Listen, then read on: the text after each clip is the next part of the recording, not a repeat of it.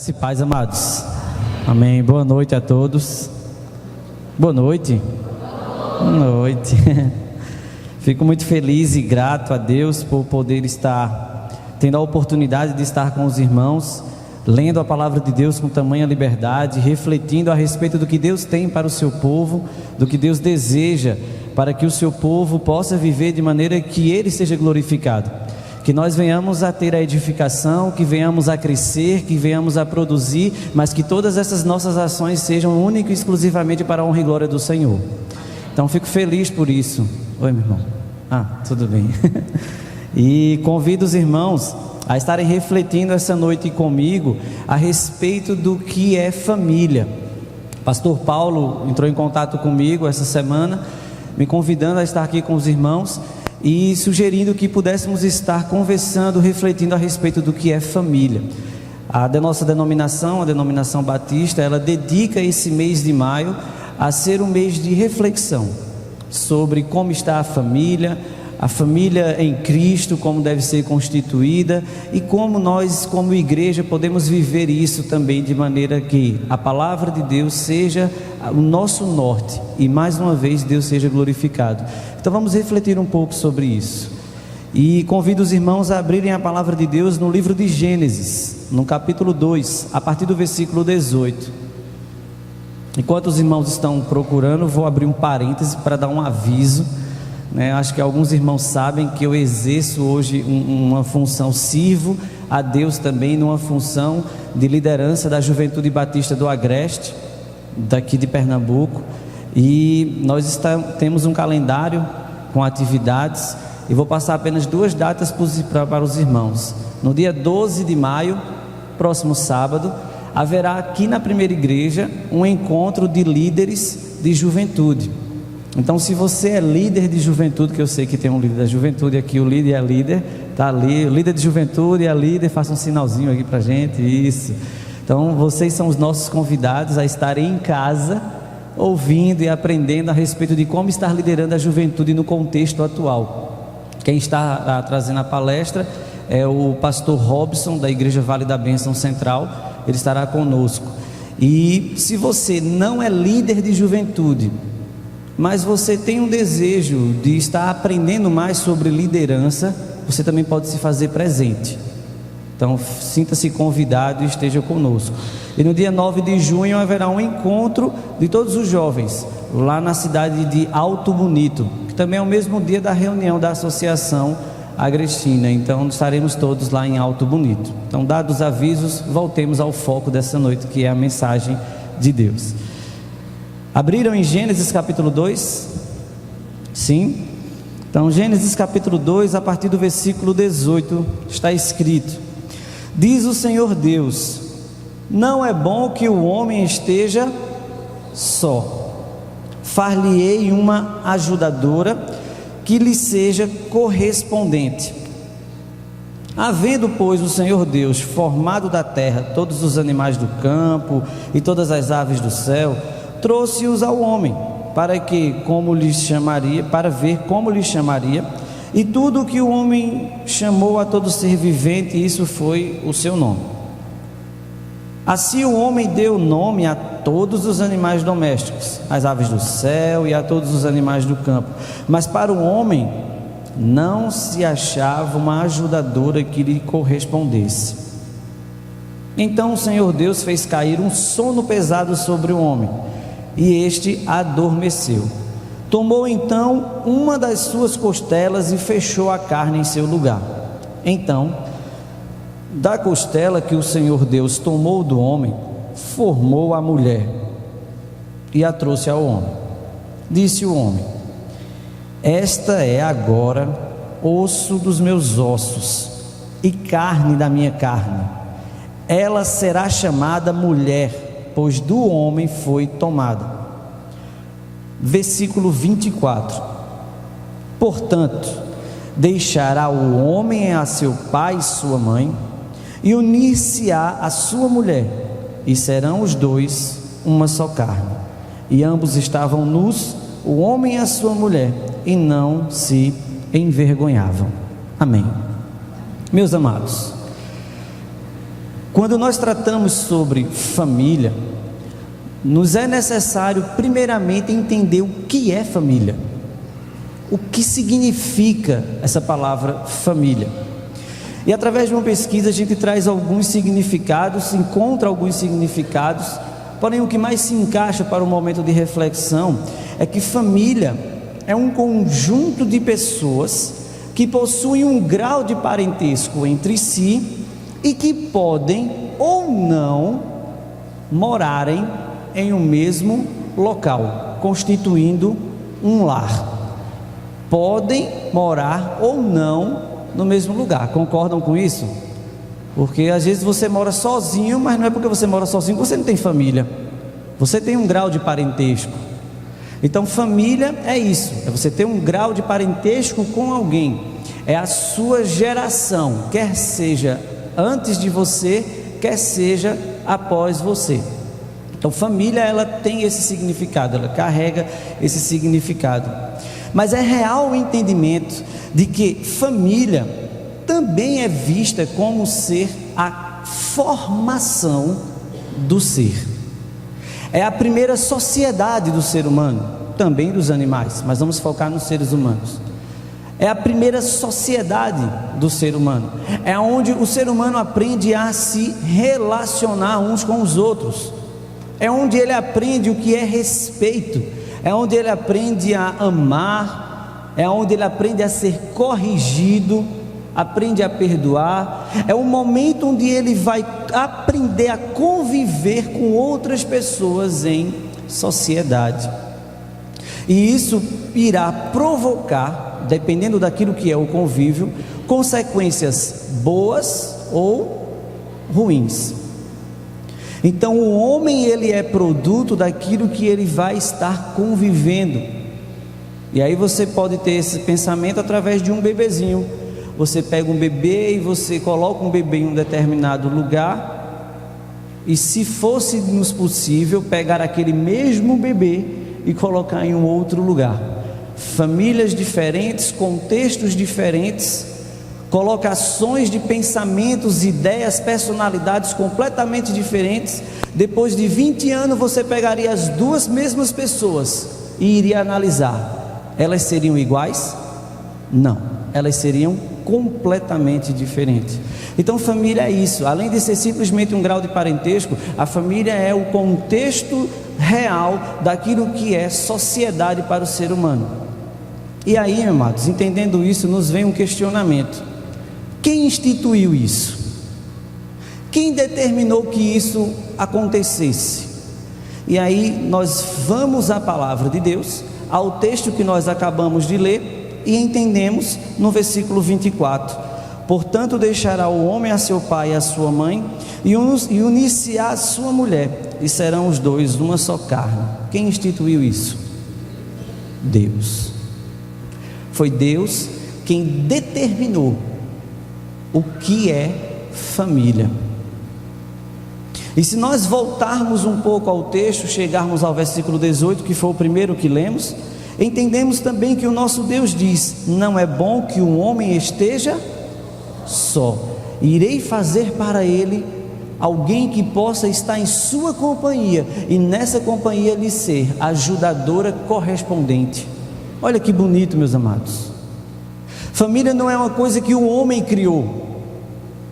Apesar de que hoje, no contexto que vivemos de sociedade, o homem quer determinar aquilo que é família, mas a família já foi instituída há muito tempo atrás com o nosso Deus. No ato da sua criação, Ele determinou que não era bom que o homem vivesse só, e iria lhe fazer alguém que fosse lhe ajudador e que pudesse viver em comunhão. E eu acho perfeito isso, é que os dois viviam em perfeita unidade antes do pecado, porque o versículo 25 diz: ambos estavam nus e não se envergonhavam. Quando se diz nu, não se refere apenas ao nu físico. É ao nu físico, sim, mas uma interpretação um pouco mais profunda vai mostrar que o homem e a mulher não tinha entre eles nada que os separasse. Eles viviam na sua pureza, na sua naturalidade, e assim Deus constituiu a família. Deus instituiu isso para que o homem e a mulher pudessem juntos viverem de maneira que Deus fosse glorificado. Amém, amados? E o que é que a Bíblia nos revela sobre família? Entendendo o que é família, entendendo que isso foi instituído por Deus, o que é que a Bíblia vai nos ensinar sobre isso que foi instituído por Deus? E aí, além desse fato de ela ter sido instituída, eu convido os irmãos a voltarem um pouco o texto em Gênesis capítulo 1, versículo 27 e 28, e entendermos que o sistema família não é algo fechado, ele é algo dinâmico, ele é algo produtivo, ele é algo que se reproduz, ele é algo que dá continuidade, ele não é fechado, ele não é um sistema restrito, ele é algo de continuidade. E aí Gênesis capítulo 1, versículo 27 e 28 diz: assim Deus criou o homem à sua imagem, a imagem de Deus o criou, macho e fêmea os criou. Deus os abençoou e lhes disse: frutificai e multiplicai-vos, enchei a terra e sujeitai-a, dominai sobre os peixes do mar, sobre todas as aves do céu, sobre todos os animais que arrastam sobre a terra. Isso é uma bênção de Deus. Veja o que está escrito no início do versículo: Deus os abençoou e disse: frutificai e multiplicai-vos. Filhos são bênção de Deus. A multiplicação da geração é bênção de Deus. O frutificar, o crescer, o desenvolver, o dar continuidade à família é bênção de Deus, meus amados. E nós precisamos entender esse primeiro ponto. A Bíblia, a palavra de Deus, nos traz o entendimento de que é necessário que a família cresça, se evolua, desenvolva, possa glorificar a Deus com essas ações. Mas, meu irmão, é tão complicado o contexto familiar. Meu amado, eu não estou dizendo que não é, mas a família, ela é hoje complicada, não porque Deus criou a complicação, mas porque o pecado existe na humanidade. Os irmãos estão entendendo? Nós não podemos dizer que família é maldição, que família não é bênção de Deus. Deus instituiu a família. O problema não está na família em si, na constituição, na formatação daquilo que Deus criou, mas o problema está naquilo que é o problema de toda a humanidade, porque de que se queixa o homem, senão dos seus próprios delitos e pecados? Nós não podemos nos voltar para Deus a respeito do que é família, mas sim aprender de Deus para poder conviver em família, e é isso que nós vamos conhecer um pouco mais. Então, dentro desse contexto atual que a família vive hoje na nossa sociedade, nós encontramos as famílias totalmente deturpadas, famílias onde o divórcio é algo extremamente natural, onde eu caso hoje e se não der certo eu me separo e vou viver a minha vida como eu quero, onde eu faço os meus filhos, me alegro no ato do feito, mas depois eu solto na sociedade de qualquer forma e deixa que o mundo crie, o mundo vai ensinar a ele. A vida é uma escola. E aí esse contexto deturpado de o que é família, pai com pai criando filhos, mãe com mãe criando filhos, mãe sozinha, pai sozinho, filhos que se rebelam contra os seus pais, pais que instigam a ira aos vossos filhos. Esse contexto, ele não foi pensado, não foi criado, planejado por Deus, não foi, meus amados, mas infelizmente por causa do pecado é que essas coisas existem. Mas será que há solução para isso? Será que nós como igreja podemos pensar naquilo que é solução para a reconstrução de um lar, para a nova formatação daquilo que é família? Sim, é possível. E como isso é possível, irmãos? Só e somente só através da palavra de Deus. Você pode fazer terapia de casal, você pode fazer inúmeros encontros de casais, você pode fazer consultoria para casais, inúmeras coisas. Eu lhe garanto uma coisa: se os dois em comunhão não buscarem aquilo que é princípio de Deus, vão viver pura e exclusivamente para satisfazer o seu bel prazer. Aquilo que é para mim o bom e aquilo que é para ela o bom, e a gente vai vivendo em paz, chega até o fim, morre, mas Deus não foi glorificado com a vida daquela família. E o princípio de Deus, a base de Deus, é que o homem que foi criado à sua imagem e semelhança, macho e fêmea, o que os fez sim, para viver em comunhão com Deus e o nome dele ser glorificado. Então, como viver isso? Como trazer isso? Precisamos nos deter ao propósito básico de Deus para a família, que é a sua palavra como base para o relacionamento. E aí, nessa constituição de família, nós vamos encontrar o casamento e o fruto do casamento. O casamento homem e mulher, não vou adentrar essa discussão, mas o casamento entre homem e mulher, como está previsto pela palavra de Deus, e a sua multiplicação na herança de filhos. Mas, irmão, nós não podemos ter filhos.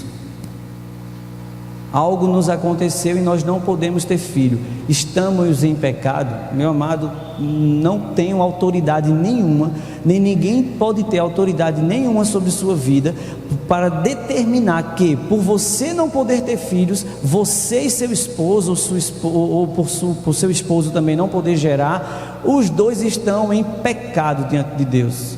Ninguém tem autoridade para determinar isso. O único conselho que há é: mantenha a fé em Deus, tenha esperança, busque ao Senhor. Hoje existem inúmeros tratamentos para que as coisas possam acontecer, mas de todas essas coisas me vem apenas um entendimento: busque ao Senhor, ore. Assim foi com personagens bíblicos, que o filho não chegou no momento em que desejavam, mas através da bênção de Deus, o filho chegou quando menos se esperava. Então a bênção de Deus pura e exclusivamente é união e multiplicação, frutificação. Se isso não ocorre ainda, amados, permaneça firme em Deus, porque não é porque as coisas não ocorrem ao seu favor que nós iremos virar as costas para Deus. Se fosse assim, se tão somente fosse assim, nosso Deus não seria glorificado pela nossa vida, mas sim iríamos buscar glorificar a Deus pelo nosso prazer, e aí tudo estaria errado. Os irmãos compreendem isso? Então, entendendo isso, amados, vendo que o casamento é proposta de Deus, que o homem deixe o seu pai e a sua mãe e una-se à mulher. Algo interessante nesse texto, que está em Gênesis capítulo 2, 24, como lemos, é que não diz o homem abandone seu pai e sua mãe, o homem esqueça o seu pai e sua mãe. Diz o homem deixe seu pai e sua mãe e une-se à sua esposa ou mulher. O ato de deixar é como esse microfone que foi deixado ali. Está deixado, mas não está esquecido. Está deixado, mas não está abandonado. É momento de você agora construir através dos seus passos um novo contexto familiar, da qual Deus vai lhe abençoar com isso. Mas o seu pai e a sua mãe continuam sendo seu pai e sua mãe, continuam sendo a sua família. Já pensou se a cada casamento que ocorresse, o filho simplesmente e a filha simplesmente dissesse: tchau pai, tchau mãe, nunca mais iremos nos falar? Vocês acham que os pais iriam casar seus filhos com tanta alegria como casam? Dependendo do filho, sim, né? Vai, leva, que não precisa vir mais, né? Mas a real é isso. Os pais casam seus filhos com lágrimas nos olhos, de alegria, de grande festa. É feita uma grande celebração para aquele momento, tanto para a filha quanto para o filho. E já pensasse, os pais iriam fazer isso se vocês simplesmente, nós filhos, simplesmente disséssemos: pronto pai e mãe, valeu até aqui, daqui para frente é comigo, nunca mais eu falo com vocês. E aí? As famílias seriam quebradas, nunca haveria um prazer da continuidade daquilo que é bênção de Deus. Então, deixar o pai e a mãe, meus amados, é necessário entender: vocês filhos, Eu, filho, serei pai daqui a 3 meses, com a bênção de Deus. Mas só quando eu falo eu já me perco já, né? Ser pai, que maravilha de Deus. Sim, voltando. Quando nós, filhos, deixamos os nossos pais, é necessário, amados, que tenhamos sempre o reforço e a consciência de voltar para conversar com os nossos pais, ouvi-los, entender o que é o casamento, entender como enfrentar as dificuldades e volta para a sua composição e constituição, porque quando você tiver filhos, os seus filhos irão precisar de você como base para a constituição daquilo que é plano de Deus, que é família. Os irmãos compreendem isso? E dando continuidade, amados, entendemos que o próprio Jesus Cristo, em Mateus capítulo 19, versículo 6, o próprio Jesus Cristo, ele fundamenta a palavra de Deus, a comprovação de que família é plano de Deus, quando ele diz: portanto, o que Deus ajuntou, não o separe o homem. Nesse contexto, os fariseus chegam para Jesus e questionam Jesus a respeito do homem deixar a mulher. E Jesus diz: aquilo que Deus uniu, o homem não pode separar.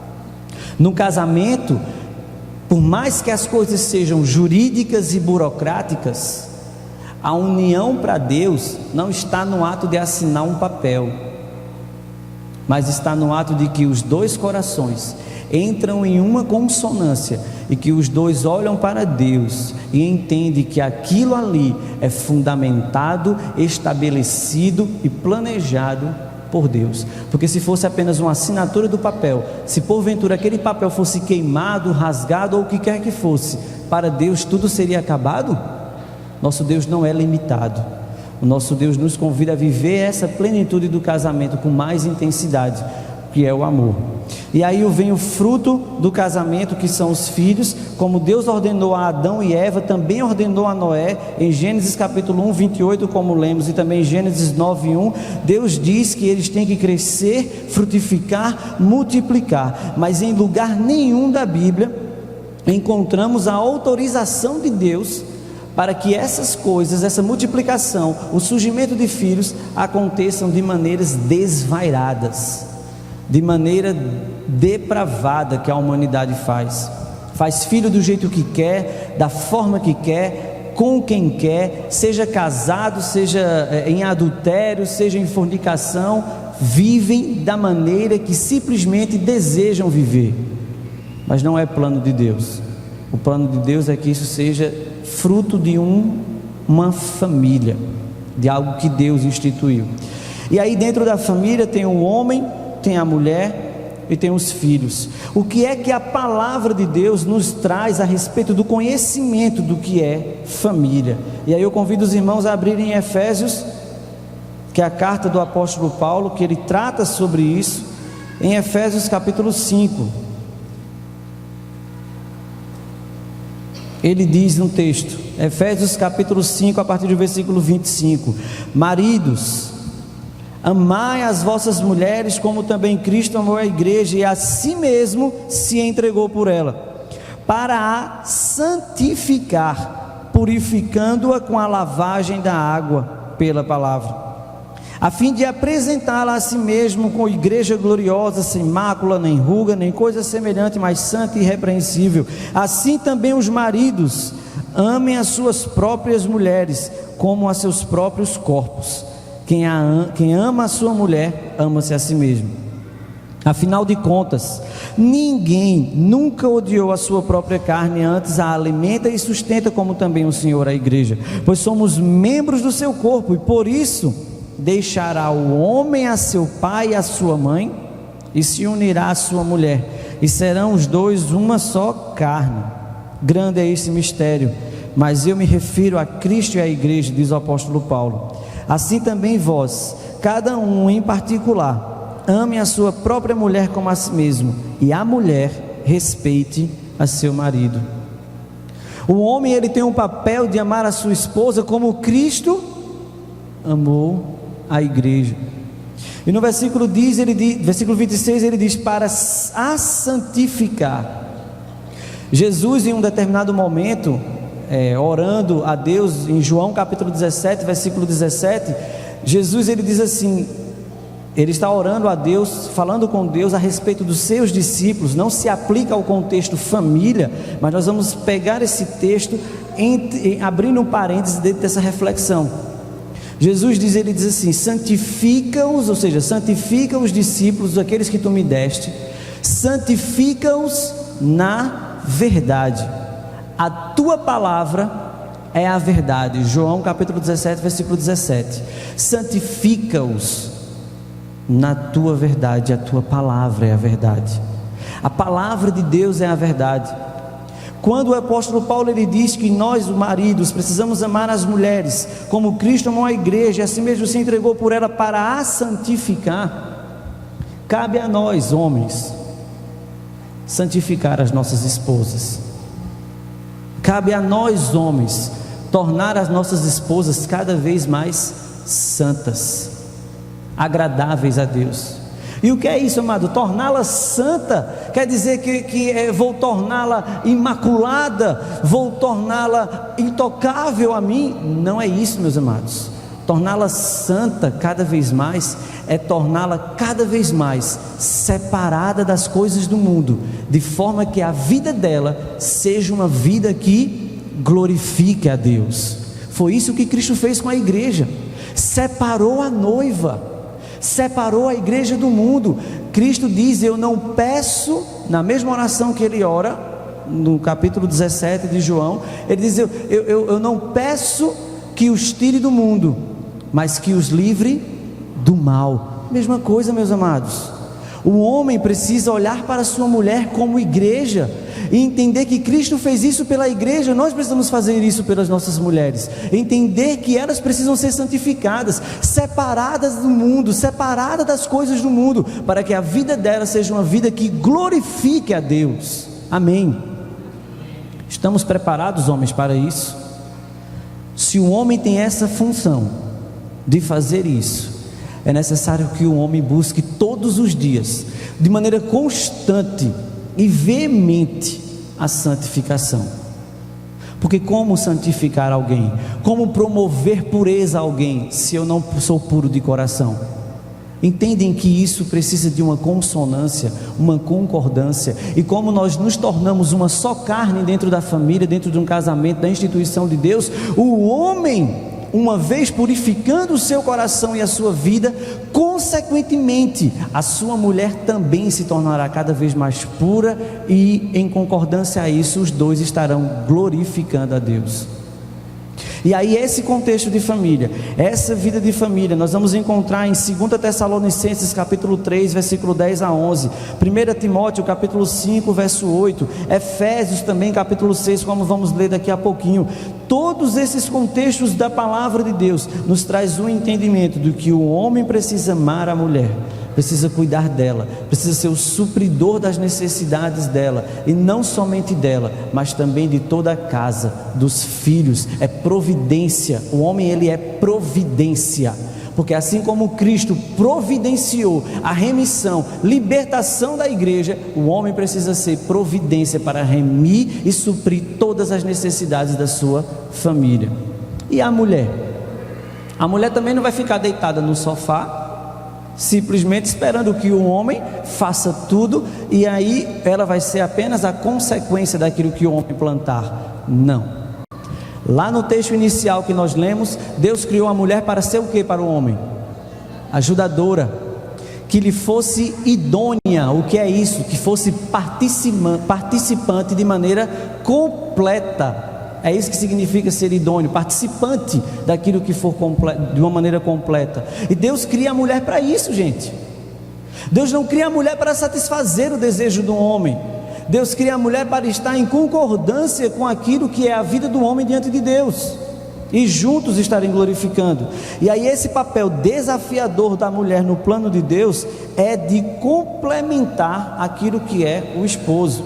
Infelizmente as pressões da sociedade moderna tenta fazer com que a mulher rejeite a autoridade masculina, seja ela também a autoridade dentro de casa, e essas coisas estão perdendo a essência daquilo que é o plano de Deus. O homem instituído como autoridade, a mulher instituída como submissão e idônea ajudadora de tudo aquilo que é a vontade de Deus, e os filhos a bênção e a continuidade daquilo que é planejamento. E a mulher hoje tem ocupado o lugar do marido, o marido ocupado o lugar da mulher, e os filhos ocupando o lugar dos pais, mandando e desmandando em tudo aquilo que querem. Está perdido, está errado. Amados, eu tenho 32 anos.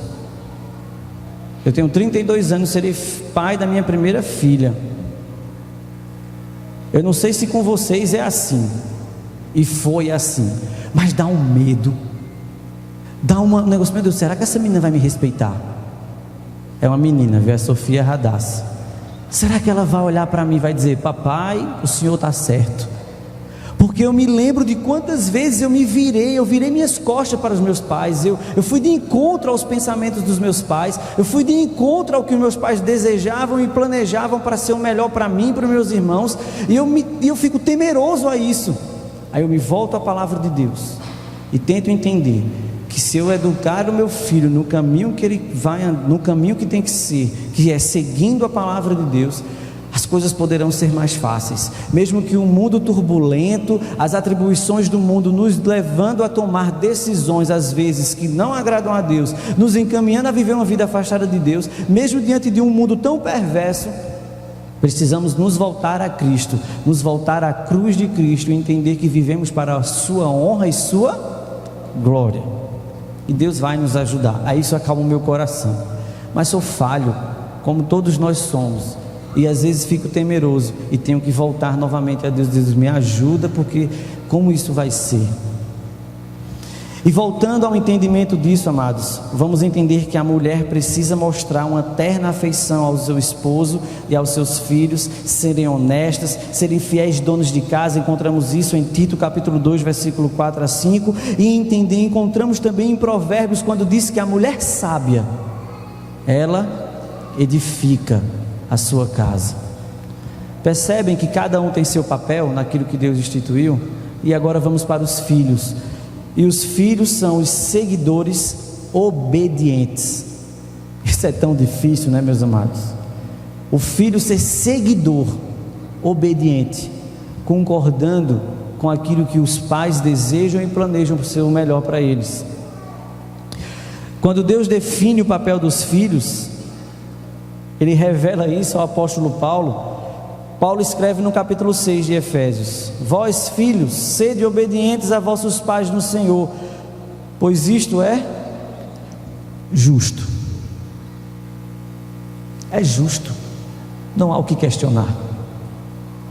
É justo, não, mas é justo, não há o que questionar. Sejam obedientes aos seus pais, porque isso é justo, isso é perfeito, isso é completo diante de Deus. Honra a teu pai e a tua mãe, que é o primeiro mandamento com promessa. E qual é a promessa? Para que te vá bem e vivas muito tempo sobre a terra. Quer viver bem, filho? Quer ter uma vida longa? Honra os teus pais. Honra o teu... Mas meu pai não presta, minha mãe não presta. Eu não vejo em nenhum momento aqui da Bíblia, dentro desse contexto de família, dizendo: ó, se teu pai e tua mãe não prestarem, vá viver a vida desgarrada do jeito que você quer. Ele diz: honra o teu pai e a tua mãe, sejam obedientes, porque isso é justo. Se o seu pai e sua mãe não são condizentes daquilo que é a palavra de Deus, não tem coisa melhor para conquistar os seus pais se não ser honrando os seus pais, obedecendo aos seus pais. Converse com Deus, busque a Deus.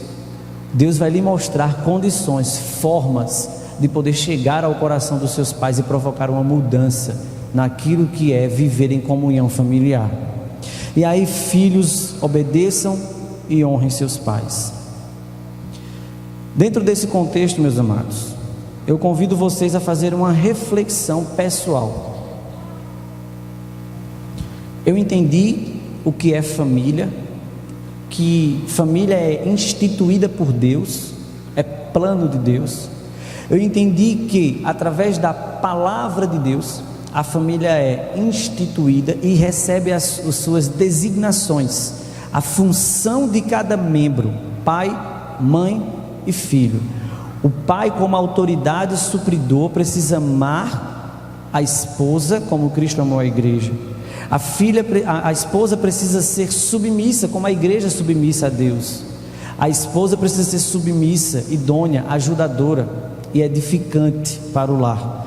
Os filhos precisam honrar os pais e serem obedientes. E na continuidade do capítulo 6, o apóstolo Paulo diz: os pais não podem incitar a ira dos seus filhos. Eu convido você a refletir nesse momento. Pense, analise como você está sendo pai na sua família,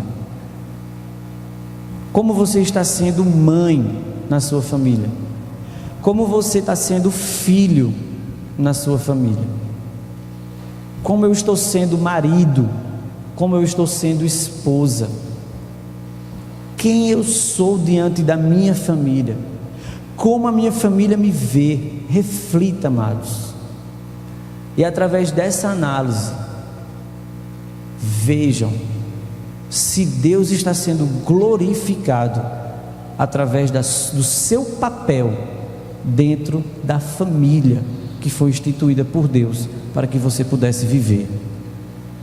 Se isso não estiver glorificando a Deus, você filho, pai, mãe, esposo, esposa, se sua vida não está glorificando a Deus, é tempo de parar. É tempo de entender que é necessário voltar-se a Cristo, voltar-se a Deus, ter a sua palavra como princípio e base, e com isso reverter sua vida, converter os seus caminhos, andar no novo formato, um formato que agrada a Deus. Então reflita sobre isso, pense, analise, e há tempo de mudar, e que através da sua vida, sua família possa chegar a Deus, e através da sua família, outras famílias também possam se achegar a Deus, e que o nome de Deus seja glorificado. Amém.